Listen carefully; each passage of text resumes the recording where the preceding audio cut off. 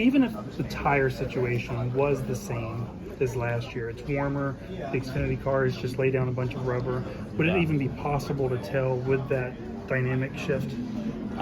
It's really hard to tell right now. Like, we just had that conversation in our hauler of just, we have a base layer of rubber on the racetrack from all the other series, so the track's not completely white, but do we pick that rubber up and not lay our own, and then the track is marbled like it was in the spring? So really kind of unknowns of what the tire's going to do rubber-wise, and if it lays rubber like it has in the past, then I think you'll see a really traditional night race. Are you guys kind of going into this with two separate race plans, the March plan, the traditional plan? I mean, you just try to practice as hard as you can. If you feel like the track isn't taking rubber, I think you're going to put more focus on the long run. But if the track's taking rubber like normal, you're going to make normal adjustments. And honestly, car setup-wise, there's really nothing we can do at this point. We're just going to set up to have the fastest car we can and see how that plays out. So people have talked a lot about practice and how it's important, but with it being so early and big compared to tomorrow's race, how much can you realistically take from today's session? I think you learn a lot. I think, at night it just, we don't really have a true A to B because the track usually takes rubber and gets slicker at night. So it ends up feeling about the same as it did in practice during the day. So this place is always just low in grip, and you're trying to make the car work, and whether that's during the day or at night, it's really not that big a difference for us. Going back to last, I think that's going to be what's on the line Tomorrow, for us, we just have to go execute and have a good night. So it really doesn't, it's a typical elimination race. We're not as comfortable as we'd want to be for sure. So we got to put a good practice together, qualifying, and then put a good couple stages together, and then finish the race. We're going to have to finish the race well, and that's really what my focus is. Going back to last week, was it kind of a surprise that car was able to finish, let alone run after the wreck? Yeah, it's a surprise to me for sure. As hard as it was, but it's just the next gen era. These things you can put tires on them, and as long as the suspension's relatively not broken, it might be bent but not broken, you can keep making laps. So that's what we saw. It was kind of surprising that I could keep going, but I didn't really gain any positions, which was a bummer. Kind of needed one or two more pick wrecks.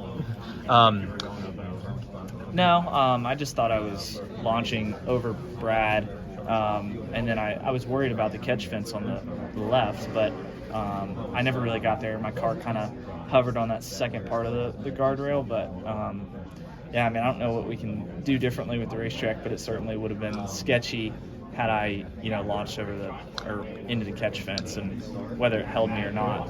Do you think it's a concern with the car, or is it just kind of one of those freak things that happen? It's just a freak wreck, but not really concerned with the car, other than the fact that the hits are hard, and we still need to improve, the flush impacts that you have with this car. But nothing. It's just nothing with the wreck it was just racing. Is this just like the sprint car is like lighter, so it's like quicker, joltier hits maybe? When you're going through that, is it just everything in slow motion kind of? I wouldn't say slow motion, but slower than what it looks like at real speed. But I don't know. We're just hoping that the next hit isn't gonna hurt worse than the last one. Last question on this: do you ever go back and watch your 2013 at Daytona when that bad wreck? Or do you ever watch these accidents or anything, or just bad juju? No, I try not to watch wrecking, but I haven't seen that one in a while. But no, I'm on YouTube at night, so sometimes things pop up. Thoughts on Corey Day's debut?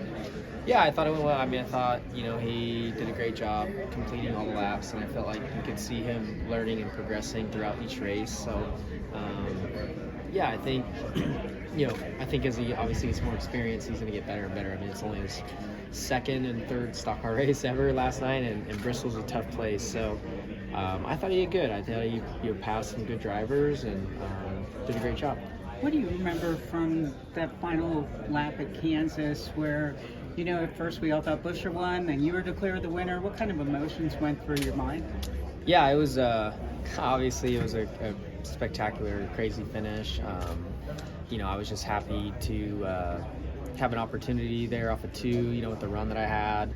And then, as we went into 3, he kind of shaded low, and I was able to poke to his outside and I just remember like my angle looked really bad off of 4, and thought that I would crash or hit the wall or whatever, but he left me enough lane, enough room, and then I knew I needed to try and slow his run down, and then just drag race the line. And I remember when we crossed the line, I didn't really know who won, and I didn't really at that point care, because I thought I knew how great of a finish it was, and I was just happy to be a part of a great finish. And initially they told me on my radio that he had won, and I was like, oh darn, oh well. But then not long after they said I won it, so then you start going crazy. So it was pretty exciting. You kind of relieved to get to a traditional intermediate track after how crazy this first round has been? But you still have to get through tomorrow, so I'm not really thinking about Kansas yet. I still would like to have a good day here, or good weekend here today and tomorrow, and then hopefully make it through the next round, and then get worried about that. After the race in March, you said that you hope you'd never have to do a race like that again. So is there kind of some nerves going into this practice session and kind of like realizing what's going to lie in store for tomorrow? Yeah, I don't know. I mean, either way, I know we're always faster at Bristol. We were great earlier this year with all the tire wear and stuff, and I think for us at a normal style Bristol race, we're really competitive, and the racing's really fast-paced and exciting. So I'm hopeful for that, but at the same point I know we'll be strong if it's a race where you have to manage your stuff and kind of run 60% the whole race. Thank you.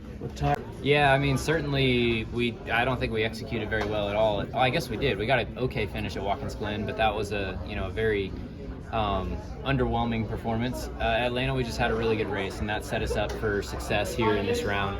And even in Atlanta, I felt like the team did an amazing job because we struggled early on in the race, and then they kept working on the car, got me more comfortable in the car, and by the end I had the car underneath me that I needed to go out and get a good finish. So, that set us up for success. And then going to Watkins Glen, it was pretty wild with all the restarts at the end and track position getting flipped. So, it's gone good for us, and I hope that it stays its course. But normally, something gets thrown at you at some point. That said, your 3 teammates are all kind of surrounded around the bubble right now. But Ty Gibbs specifically, in his first playoff run, what have you seen from him? And obviously, this has been a good track for him. What do you feel like the 54 team has done as Ty has gotten more experience to where he can execute at this stage of his career? I thought they've done really, really good, especially throughout the early parts of the season, just executing on their car potential, their speed, and finishing the races out strong.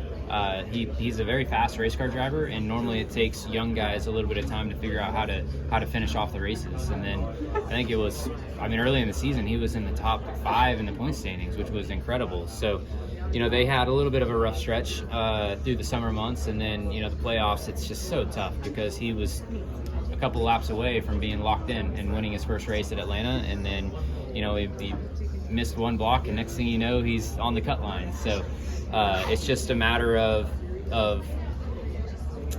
I don't know, I want to say execution and good fortune, and I think it's more so good fortune than execution on their standpoint, and I expect him to be really competitive today. Thank you. Going back to the finish of last weekend, as you mentioned, this sets the record for the most overtime finishes in one NASCAR season, Cup season ever. Multiple overtimes. Do you feel like there needs to be some sort of change going forward? I don't know what the answer is, because I personally as a race fan, I don't like watching the races end under yellow flag, but I don't like the demo derby that we have at times as well. So that's not really my call, and I'll play by the rules. But I definitely don't like seeing races end under yellow. Would it be worth it if NASCAR maybe stepped in, did a judgment call here and there, or would that be better than what we have here, or do you want it, or is it drivers policing themselves, and do you want them to stay out of it? Yeah, drivers policing themselves is certainly what has got us to the point that we're at today. So I don't think that strategy is working very well. I would be more for driving standards policing, but I would be even above that, I think single file restarts would help out tremendously on the road courses specifically. So, you know, I don't think any of those are high on NASCAR's priority list, but I do think either one of those, you know, officiating, driving standards, or single file restarts would really help mitigate the carnage that we have. All right, thank you. Steven Stumpf of Frontstretch.com here. Come back for more great racing videos, and if you like us, don't forget to hit that subscribe button.